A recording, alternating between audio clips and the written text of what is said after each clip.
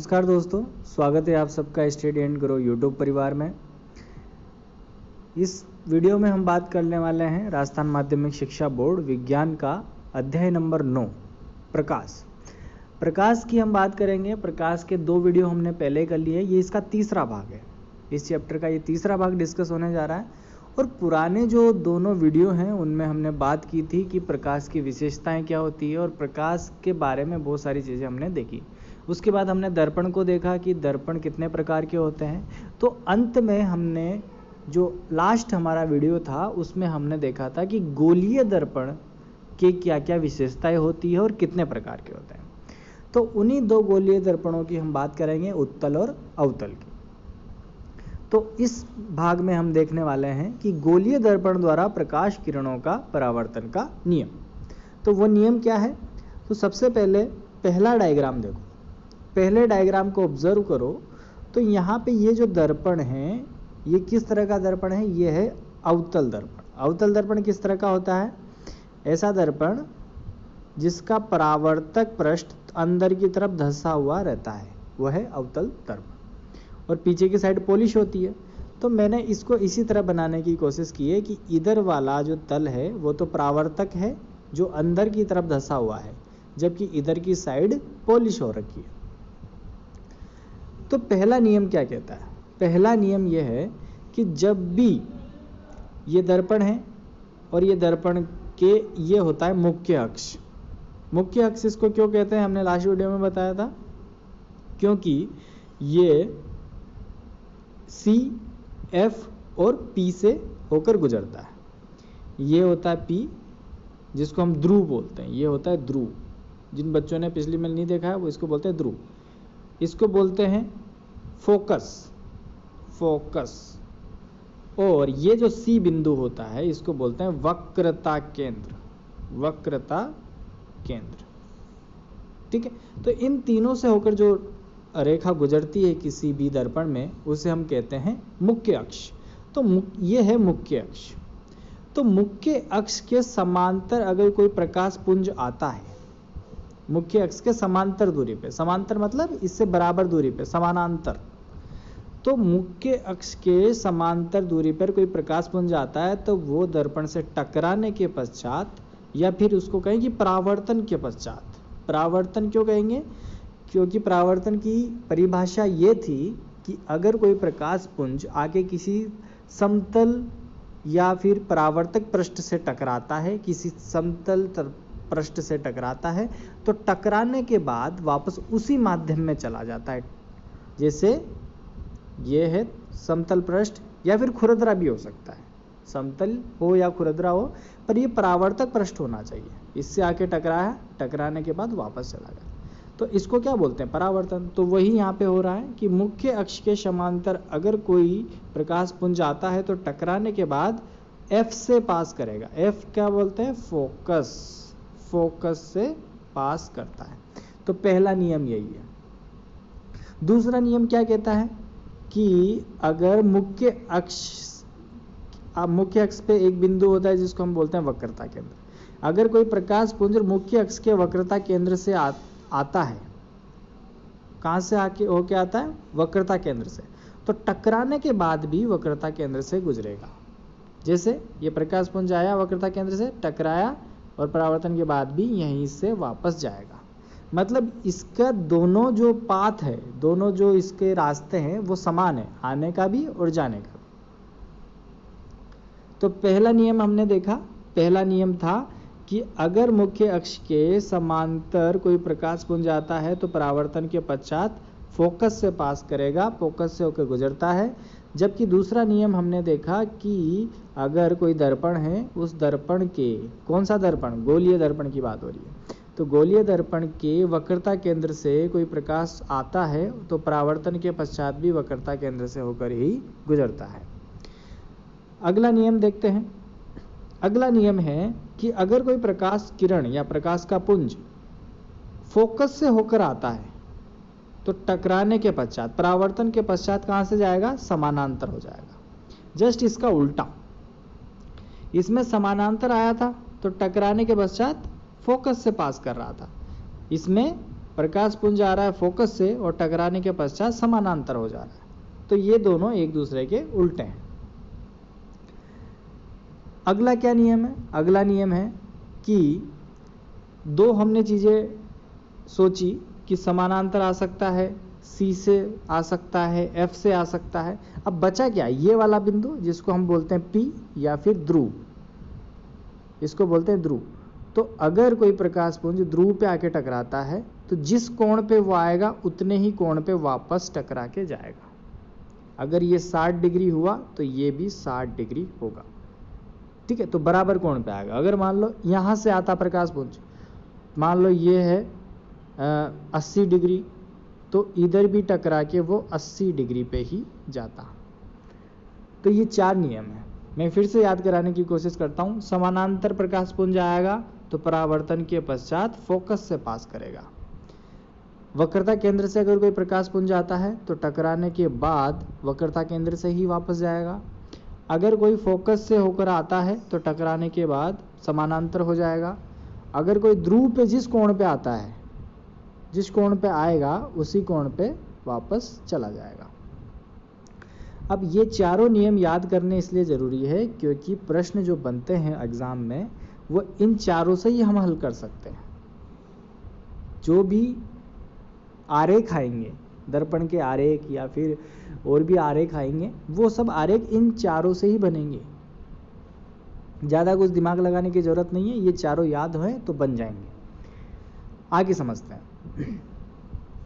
तो गोलीय दर्पण द्वारा प्रकाश के परावर्तन के जो नियम हैं वो मैंने समझा दिए, वही यहाँ पे लिखा हुआ है, ठीक है। सबसे पहली बात, प्रतिबिंब किसे कहते हैं? कि गोलीय दर्पण द्वारा प्रतिबिंब उस बिंदु पर बनता है जहाँ कम से कम परावर्तित किरणें एक दूसरे को काटती है। ये मैंने पहले बता चुका है पिछले वाले भाग में कि कोई भी दो प्रकाश किरणें एक दूसरे को काटेगी तो उस बिंदु पे प्रतिबिंब का निर्माण होता है। तो ये तो एक प्रतिबिंब कैसे बनता है वो हमको पता है, पर नियम क्या है कि दर्पण के मुख्य अक्ष के समांतर आने वाली प्रकाश किरण दर्पण से परावर्तन के पश्चात उसके फोकस से होकर गुजरती है या गुजरती हुई प्रतीत होती है। हमने अभी देखा।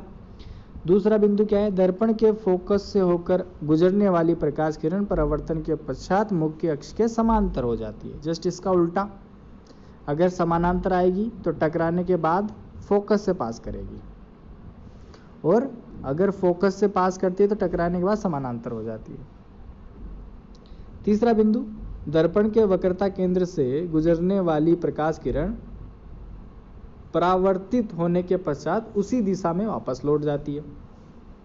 देखा था हमने वक्रता त्रिज्या वाला। वक्रता त्रिज्या में क्या था? इस तरह से था, ये F, ये C बिंदु। अब C बिंदु से कोई आती है वक्रता केंद्र से तो टकराने के बाद भी वापस उसी बिंदु से वापस चली जाती है, तो उसी दिशा में वापस लौट जाती है। तो ये तीनों क्लियर हो गए। चौथा बिंदु है, प्रकाश की किरण जो दर्पण के ध्रुव पर आपतित होती है वो मुख्य अक्ष के साथ वही कोण बनाती हुई वापस परिवर्तित होती है। मतलब जो मुख्य अक्ष के साथ जो कोण बनाएगी अगर ध्रुव पे आएगी तो टकराने के बाद भी वही बराबर कोण बनाती है। तो ये चारों बिंदु आपको समझ में आए होंगे। अब ये है अवतल दर्पण। अवतल दर्पण को मैं फिर बता रहा हूँ, ऐसा दर्पण जिसका परावर्तक पृष्ठ अंदर की तरफ धंसा हुआ रहता है वो है अवतल दर्पण। अब अवतल दर्पण से प्रतिबिंब का निर्माण किस किस तरह से हो सकता है वे मैं आपको समझाऊंगा। तो ये अवतल दर्पण है, तो दर्पण के पीछे तो पॉलिश होती है। अब पॉलिश पीछे की तरफ होती है तो कोई व्यक्ति पीछे तो नहीं खड़ा रहेगा अपने आप को देखने के लिए, ये सिंपल सी बात है। अगर मैं दर्पण के पीछे खड़ा हूं तो मेरी तो कोई फोटो ही नहीं बनेगा उसमें, ठीक है। तो मैं कहाँ खड़ा रहूँगा? इस दर्पण के आगे की साइड। अब आगे की साइड दर्पण में खड़ा होने के लिए मुझे बहुत सारे स्थान यहाँ पे दिख रहे हैं। कोई वस्तु कहाँ कहाँ हो सकती है दर्पण के सामने? मैं कहूँ कि C से दूर हो सकती है, C के पीछे हो सकती है। यहाँ पे कोई वस्तु रख दूँ मैं, यहाँ पे मैंने एक वस्तु रख दी, मान लो एक वस्तु मैंने रख दी यहाँ पे, ठीक है, इसका भी प्रतिबिंब बन जाएगा। एक और उपस्थिति है मेरे पास, कोई बोलता है C पे रखो सर, मैंने C पे रख दी, कोई दूसरा विद्यार्थी कहता है कि C और F के बीच में रखो, मैंने यहाँ रख दी, F पे रख दी, F और ध्रुव के बीच में रख दी। और एक और जगह होती है अनंत पे। अनंत का मतलब वो ये होता है कि बहुत दूर, इस दर्पण से बहुत दूर कोई वस्तु है, ठीक है। तो इतनी सारी स्थितियां होगी, एक F और यहाँ पे P बिंदु होता है ध्रुव, इसको बोलते हैं ध्रुव, फिर बता देता हूँ। इसके बीच में होगी दूसरी स्थिति ये, तीसरी यहाँ पे, चौथी, पांचवी और अनंत पे एक और है जिसको हम छठी स्थिति बोलते हैं। तो कुल 6 केस हो सकते हैं अवतल दर्पण से प्रतिबिंब बनाने के, कि 6 जगह वस्तु रख सकते हैं। तो 6 तरह के अपन को 6 प्रतिबिंब मिलेंगे, और 6 प्रतिबिंब मिलेंगे तो 6 प्रतिबिंब को हमको समझना है और बनाना है अपने स्केल से। अपना जो पैमाना है, स्केल है, उसकी सहायता से हमको कॉपी में ड्रॉ कर करके समझना है। अब पहली स्थिति अपन लेते हैं कि जब वस्तु अनंत पे हो। अपन ऐसे चलेंगे इधर से इधर, पहले अनंत पे, फिर C के बाद, फिर C पे, फिर C और F के बीच में, फिर F और P के बीच में, धीरे धीरे समझेंगे। तो जब बिंब या ऑब्जेक्ट अनंत पर हो, जब वस्तु अनंत पे हो, बिंब यानी वस्तु। अब अनंत पे कोई वस्तु होगी तो उससे रेखाएं हमेशा समांतर आती है। कैसी आती रेखाएं?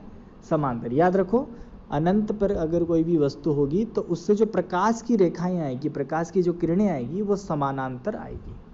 और समानांतर किसके आएगी? मुख्य अक्ष के। ये क्या है? मुख्य अक्ष। मुख्य अक्ष के समानांतर आएगी। तो हमें पता है कि समानांतर रेखाएं, अगर समानांतर रेखाएं आई तो टकराने के बाद कहाँ से जाएगी? फोकस से। हमने अभी पढ़ा थोड़ी देर पहले कि समानांतर रेखाएं आई तो टकराने के बाद फोकस से, तो फोकस पे टकराएगी, तो फोकस पे ही प्रतिबिंब का निर्माण होगा। कितना आसान है देखो, वो नियम पढ़े हैं इसलिए ये आता है। वो नियम क्या कहता है कि समानांतर आती है तो टकराने के बाद फोकस से जाती है। तो कोई भी 2 रेखाएं बनाओ, मान लो एक समानांतर बना दी, ठीक है, दूसरी भी समानांतर बनाई, दोनों टकराने के बाद F से पास कर गई, ठीक है। तो इसको समझते हैं। अनंत से रेखा आई और परावर्तन के पश्चात फोकस बिंदु से पास करती है, तो फोकस पे किसका निर्माण होगा? प्रतिबिंब का। और प्रतिबिंब बहुत ही छोटा बनेगा, यहाँ पे बहुत ही छोटा, ठीक है। तो इसको समझते हैं कि प्रतिबिंब की जो स्थिति होगी वो तो फोकस पे होगी, और प्रतिबिंब की प्रकृति जो होगी वो वास्तविक और उल्टा होगा। अच्छा, वास्तविक और उल्टा क्यों कहा यहाँ पे, वो हम समझेंगे। इसको समझने की कोशिश करेंगे कि प्रतिबिंब को वास्तविक और उल्टा क्यों कहा। वास्तविक और उल्टा इसलिए कहते हैं, मैंने पहले भी बताया 2 तरह के प्रतिबिंब बनते हैं। एक तो आभासी और दूसरा होता है वास्तविक। वास्तविक प्रतिबिंब वो होते हैं जो दर्पण के आगे की साइड बनते हैं, मतलब दर्पण के सामने ही बन जाते हैं। जबकि मैंने क्या बोला, वास्तविक प्रतिबिंब वो होते हैं जो दर्पण के सामने ही बन जाते हैं। और आभासी कौन से होते हैं? जो दर्पण के पीछे बनते हैं। आभासी कौन से प्रतिबिंब होते हैं? जो दर्पण के पीछे। और आभासी हमेशा सीधा होता है और वास्तविक हमेशा उल्टा होता है। तो वास्तविक है तो वो उल्टा है। तो यहाँ पे जो प्रतिबिंब बना वो दर्पण के सामने बना, और सामने वाला प्रतिबिंब होता है वास्तविक, और वास्तविक है तो उल्टा। ये पुराने वीडियो में मैं समझा चुका हूँ वास्तविक और आभासी क्या होता है। अगली स्थिति लेते हैं। पहले अनंत पे था, अब C के थोड़ा दूर, वक्रता केंद्र से परे। जब हमने बिंब रख दिया वक्रता केंद्र से परे तो क्या होगा? तो कोई बच्चा क्या करेगा कि यार मैं खुद ही स्केल से ड्रॉ करके देखता हूं कि ये कैसे बनता है। तो वो स्केल लेकर यहां से एक समानांतर रेखा खींचेगा कि मुझे पता है कि समानांतर रेखा टकराने के बाद मुझे कहां से निकालनी है? फोकस से निकालनी है, ठीक है। फिर दूसरा बच्चा कहेगा कि नहीं, मैं तो यहां से नहीं, मैं तो C से ले जाऊंगा, क्योंकि टकराने के बाद वापस C से आती है। अब दोनों रेखाओं के प्रतिच्छेद बिंदु पे प्रतिबिंब बनता है, ये अपन ने समझा था। प्रतिबिंब कब बनता है? जब कोई भी दो रेखाएं टकरा जाती है प्रकाश की। तो ये टकराए कहाँ पे? यहाँ पे। तो यहाँ पे ही प्रतिबिंब का निर्माण हो जाएगा। मान लो किसी बच्चे के दिमाग में खुरापात आई कि नहीं सर, मैं तो ऐसे करूँगा कि एक प्रकाश पुंज यहाँ पे टकराऊंगा और टकराने के बाद उसी कोण पे वापस ले जाऊंगा। ठीक है, ये जितना कोण है उसी कोण पे मैं ले गया और दूसरा प्रकाश पुंज सी से होके निकलवाऊंगा और टकराने के बाद भी वापस वहीं से आ जाएगा, क्योंकि हमें नियम में पढ़ा है। तो तब भी प्रतिबिंब वहीं बनेगा। ये करके देख लेना, आप स्केल से ड्रॉ करके देखना। पर इस केस में ये ध्यान रखना कि जब इस तरह ड्रॉ करो तो ये कोण और ये कोण बराबर होना चाहिए, क्योंकि हमने देखा है कि टकराने के बाद ध्रुव से जब टकराती है कोई भी प्रकाश पुंज तो टकराने के बाद वो समान कोण बनाती है मुख्य अक्ष के साथ। तो मैं तो यह साधारण सा केस लेके चल रहा हूँ कि एक प्रकाश पुंज सीधा आया समानांतर, और समानांतर होने जो प्रकाश पुंज समानांतर होता है वो टकराने के बाद परावर्तन के बाद फोकस से पास करता है। दूसरा प्रकाश पुंज मैंने लिया जो वक्रता केंद्र से होकर गुजरता है और परावर्तन के बाद भी उसी से गुजरेगा। तो यहाँ पे प्रतिबिंब का निर्माण हो जाएगा ये। अब प्रतिबिंब को आप देख सकते हैं कि प्रतिबिंब अभी भी छोटा है और दर्पण के सामने है तो उल्टा भी है और वास्तविक भी है, क्योंकि दर्पण के सामने वास्तविक होता है और वास्तविक है तो उल्टा है। और स्थिति क्या है? C और F के बीच में। तो प्रतिबिंब की स्थिति मुख्य फोकस और वक्रता केंद्र के बीच में, और प्रकृति क्या है? वास्तविक और उल्टा। आया समझ में? अगला बात करते हैं। इसको वीडियो को पॉज करके ये खुद करके देखो आप, स्केल लेके कॉपी में कैसे बनता है। मैं तो समझा दूंगा। तो अब क्या है? अब वक्रता केंद्र पर आ गया। पहले अनंत पे था, फिर वक्रता केंद्र से परे रखा, अब वक्रता केंद्र पे ही स्थिति है बिंब की। तो इस केस में क्या होगा? वक्रता केंद्र पर है तो अब यहाँ से कोई विद्यार्थी कैसे ड्रॉ करेगा, कैसे सीखेगा कि यहाँ से समानांतर खींचा, टकराने के बाद F से पास किया। ठीक है सर। अब कोई कहेगा मैं तो C से ले जाऊंगा। अब C से तो लेके जा नहीं सकते, इधर तो दर्पण है नहीं, टकरा के कैसे आएगा? ठीक है, पर C से ले जाएगा तब भी टकराया तो यहीं तो C पे बन जाएगा। ठीक है, तो दर्पण इतना बड़ा नहीं है इसलिए C से अपन नहीं ले जा सकते। यहाँ से ही इसी पे वस्तु रखी है, इसी से कैसे ले जा सकते हैं? तो इसलिए एक तो हमने सोचा कि ये समानांतर आया, टकराने के बाद यहाँ से, या फिर दूसरा क्या हो सकता है कि यहाँ से जिस कोण पे गया उसी कोण से टकरा के आया और यहाँ पे, तो टकराने के बाद भी प्रतिबिंब C पर ही आके बनेगा। दूसरी स्थिति क्या हो सकती है? यहाँ से गया F से प्रकाश पुंज गया और टकराने के बाद समानांतर हो गया, तब भी C पे ही बनेगा। तो आप स्केल से ये ड्रॉ करके देखना। तो एक प्रकाश पुंज समानांतर आया, दर्पण से टकरा के फोकस से पास करता है। दूसरा हमने प्रकाश पुंज लिया जो फोकस से पास करता है, फोकस से होकर गुजरा और परावर्तन के बाद दोनों ने प्रतिच्छेद किया, और जहाँ पे प्रतिच्छेद बिंदु होता है वहाँ पर ही प्रतिबिंब का निर्माण होता है। तो ये प्रतिबिंब बन गया। अब यहाँ पे देखो कि ये प्रतिबिंब और ये वस्तु दोनों लगभग बराबर है और दोनों की स्थिति क्या है? C पर, और दर्पण के सामने है इसलिए वास्तविक और वास्तविक है तो उल्टा भी होगा। तो प्रतिबिंब की स्थिति वक्रता केंद्र पर, आकार समान आकार और प्रकृति वास्तविक और उल्टा।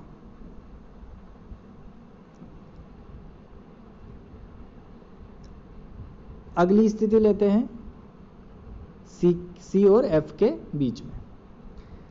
अब फिर से वही बात, एक समानांतर खींच दो, टकराने के बाद F से पास करेगी। एक F से जाएगी तो टकराने के बाद समानांतर हो जाएगी, टकराने के बाद यहाँ पे प्रतिबिंब का निर्माण हो जाएगा। तो एक समानांतर आई और प्रकाश का परावर्तन हुआ अवतल दर्पण से, ये अवतल दर्पण है, और फोकस से होकर गुजर गई।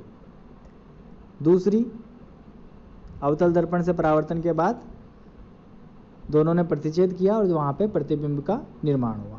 अब प्रतिबिंब को आप देखो, ये वस्तु के आकार से बड़ा दिख रहा है, और वस्तु के आकार से बड़ा दिख रहा है और कहाँ पे है, सी से परे, वक्रता केंद्र से परे बना है। तो सब कुछ लिख सकते हैं। स्थिति क्या है, वक्रता केंद्र से परे। विवर्धित, विवर्धित का मतलब होता है बड़ा, इससे आकार में बड़ा है, विवर्धित बड़ी साइज का। और वास्तविक और उल्टा।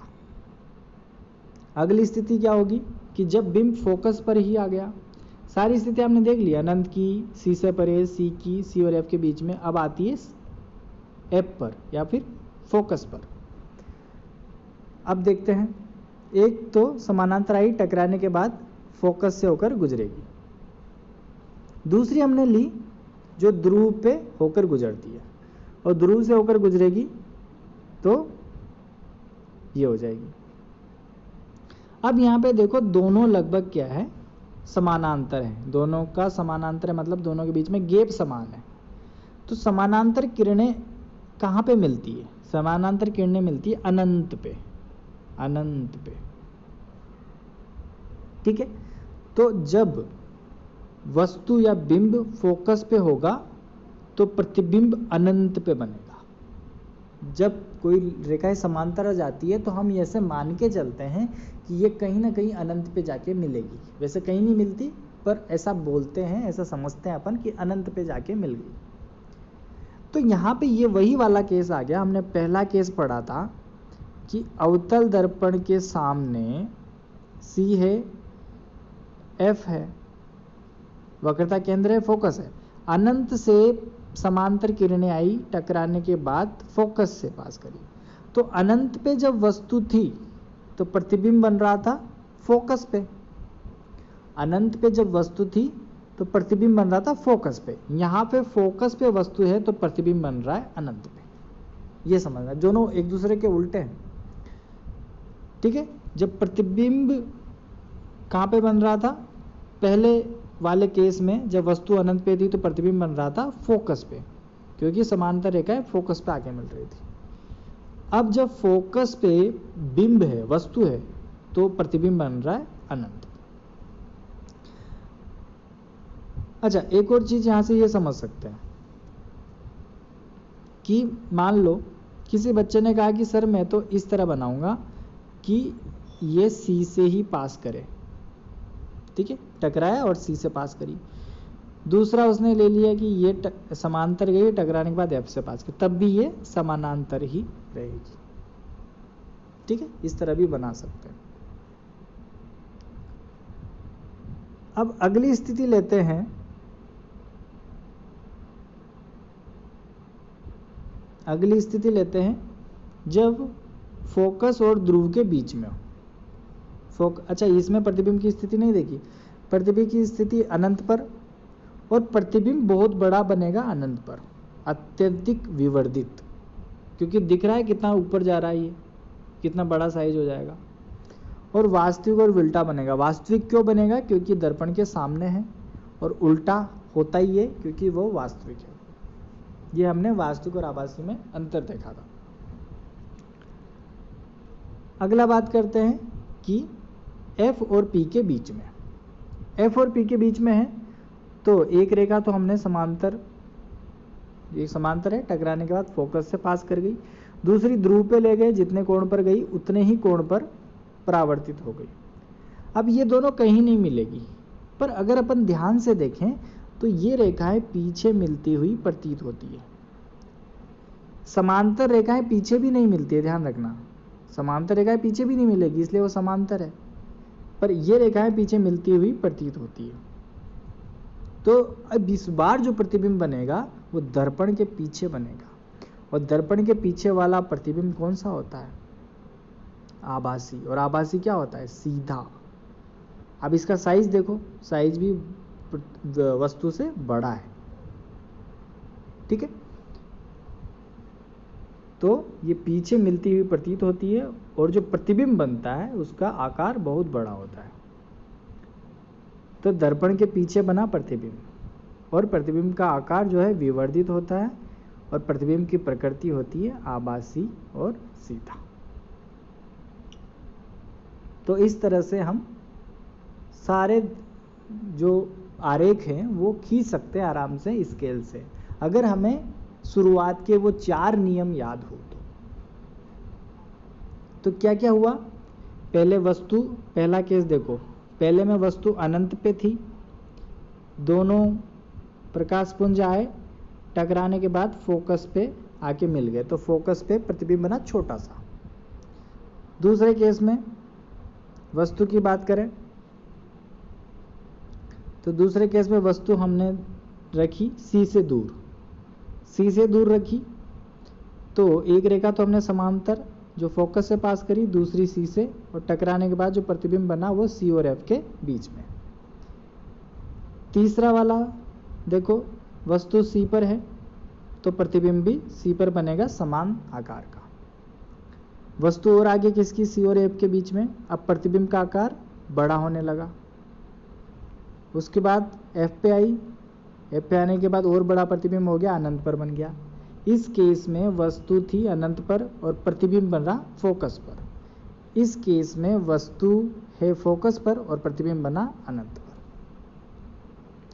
अंतिम केस क्या है कि F और P के बीच में वस्तु रखी हुई है, तो प्रतिबिंब कैसा बनेगा, आवर्धित और आभासी बनेगा दर्पण के पीछे की तरफ।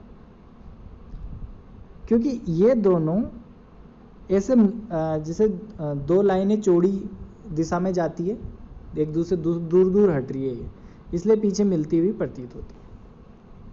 तो इस तरह से हम ये 6 आरेख अच्छे से समझो, कॉपी में डायग्राम बनाओ, और कुछ नहीं आता है तो मुझे कमेंट में पूछ लेना।